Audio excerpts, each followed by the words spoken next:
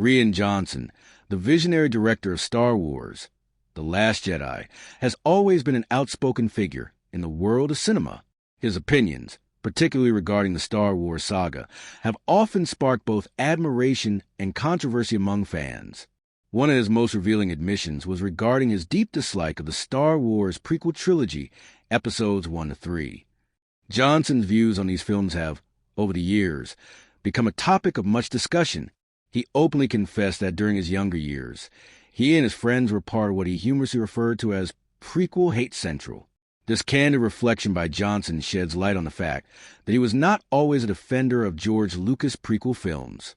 The Phantom Menace, Attack of the Clones, and Revenge of the Sith were divisive at the time of their release, and they still evoke mixed feelings among the fan base today.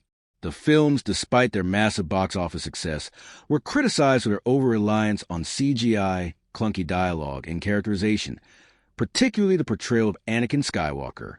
Johnson's admission of his critical stance toward these films demonstrates that even filmmakers, who are now entrenched in the Star Wars universe, were once part of the critical chorus that spoke out against the prequels. As a director of a Star Wars film himself, Johnson's stance is significant, especially given how his own The Last Jedi sparked its own share of divisiveness. While the prequel trilogy polarized fans with its distinct storytelling approach, The Last Jedi did the same, albeit for different reasons.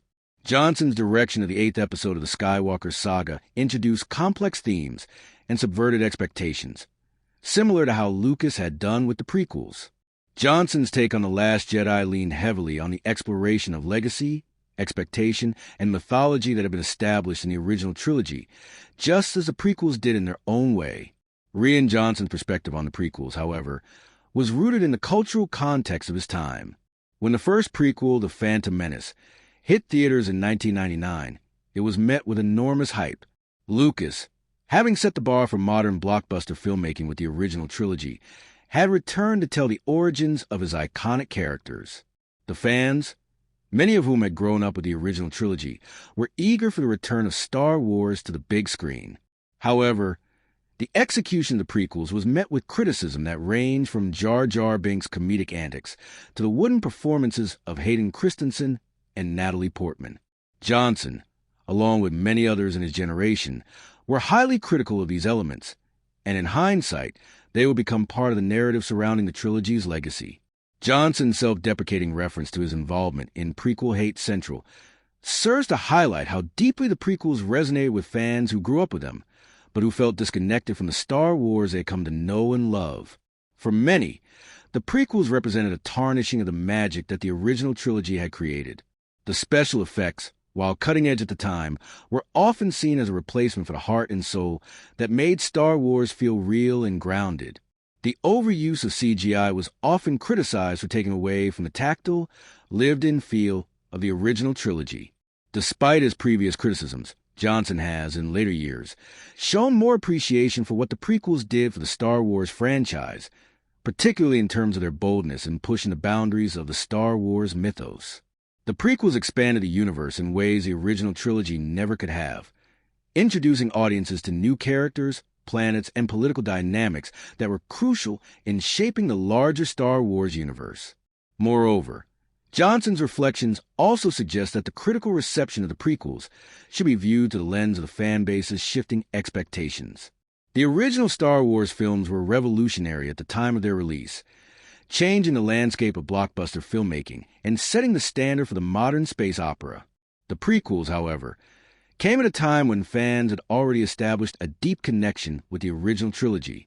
The generation that had once been enchanted by the old Star Wars films was now in a different stage of life, and their expectations were no longer aligned with the nostalgia-driven storytelling of their youth.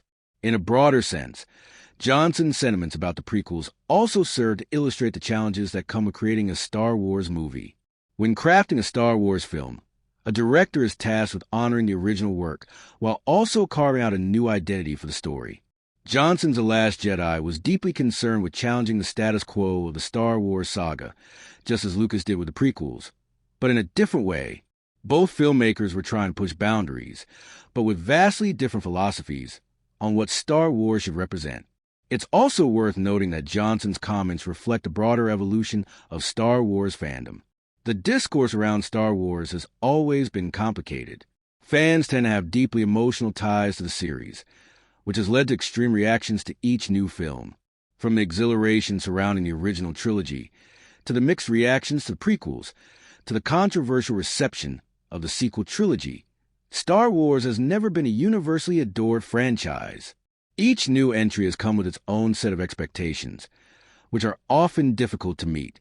Ultimately, Rian Johnson's candid reflections on his early perceptions of the Star Wars prequels reveal the complex relationship he and many others had with the franchise.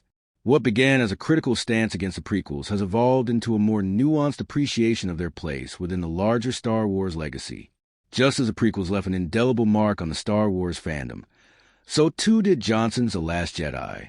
In a way, both The Last Jedi and the prequels serve as symbols of the difficult balance between honoring the past and charting a new course for the future of this beloved space opera. Ask ChatGPT.